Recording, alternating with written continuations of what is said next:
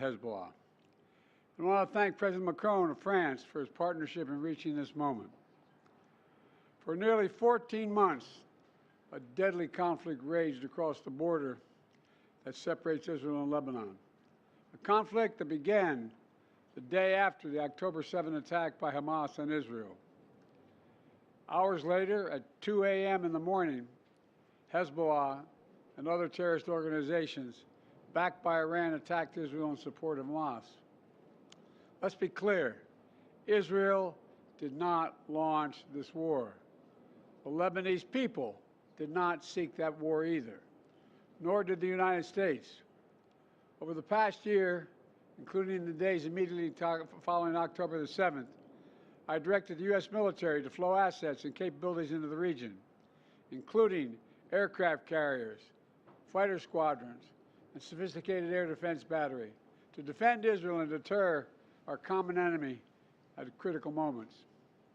Since the war with Hezbollah began, over 70,000 Israelis have been forced to live as refugees in their own country, helplessly watching their homes, their businesses, their communities as they are bombarded and destroyed. And over 300,000 Lebanese people have also been forced to live as refugees in their own country.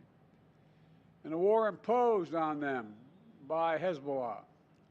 All told, this has been the deadliest conflict between Israel and Hezbollah in decades.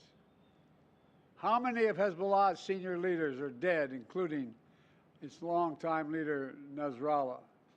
And Israel has destroyed Hezbollah's terrorist infrastructure in southern Lebanon as well, including miles of sophisticated tunnels which were prepared for an October 7 style terrorist attack in northern Israel.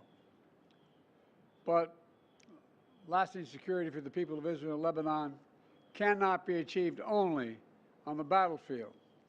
And that's why I directed my team to work with the governments of Israel and Lebanon to forge a ceasefire, to bring the conflict between Israel and Hezbollah to a close.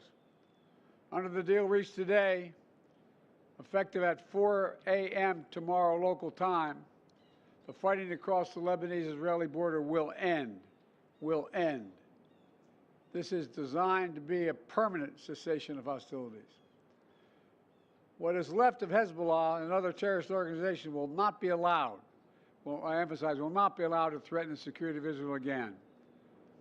Over the next 60 days, the Lebanese army and state security forces will deploy and take control of their own territory once again. Hezbollah terrorist infrastructure in southern Lebanon will not be allowed to be rebuilt. And over the next 60 days, Israel will gradually withdraw its remaining forces. And civilians on both sides will soon be able to safely return to their communities and begin to rebuild their homes, their schools, their farms, their businesses, and their very lives. We're determined this conflict will not be just another cycle of violence. And so the United States, with the full support of France and our other allies, has pledged to work with Israel and Lebanon to ensure that this arrangement is fully implemented, the agreement totally implemented. You know, there will be no U.S. troops deployed in southern Lebanon.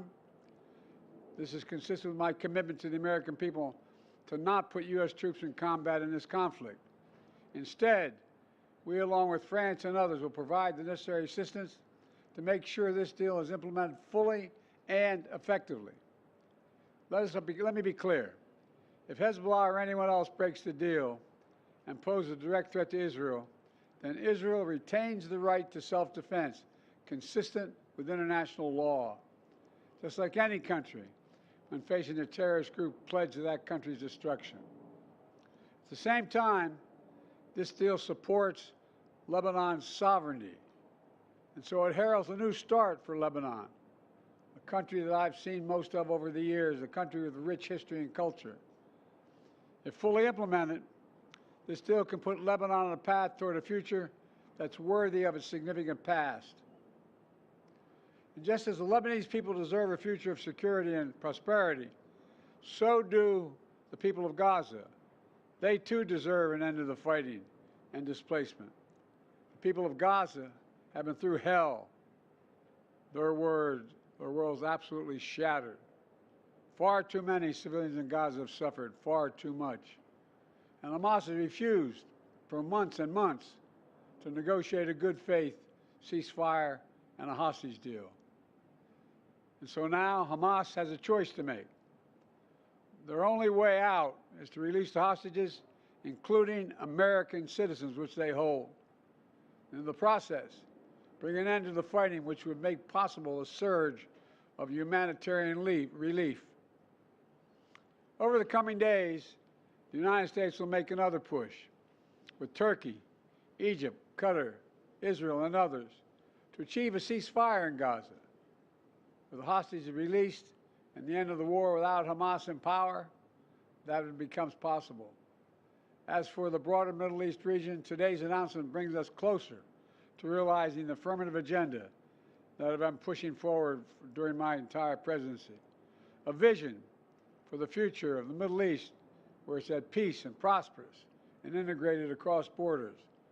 A future where Palestinians have a state of their own, one that fulfills its people's legitimate aspirations, one that cannot threaten Israel or harbor terrorist groups with backing from Iran. A future where Israelis and Palestinians enjoy equal measures of security, prosperity, and yes, dignity.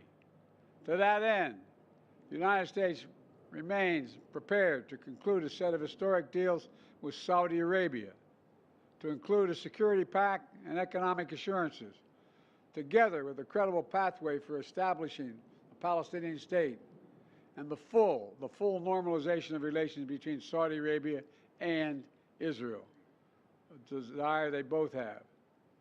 I believe this agenda remains possible, and in my remaining time in office, I'll work tirelessly to advance this vision for an integrated, secure, and prosperous region, all of which strengthens America's national security.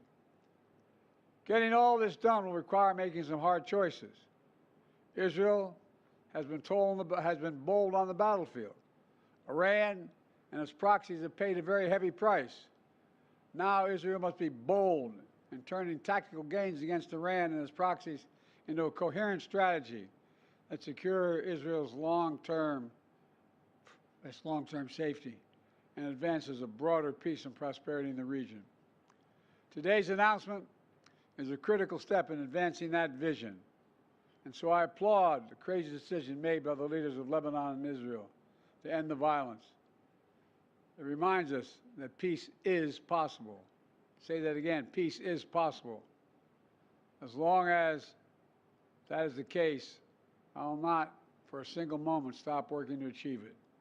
God bless you all. I'm sorry to keep you waiting so long. May God protect our troops. Thank you. Mr. President, will you get a ceasefire in Gaza before leaving office?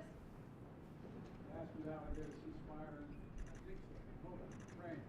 How is this push any different from the previous ones?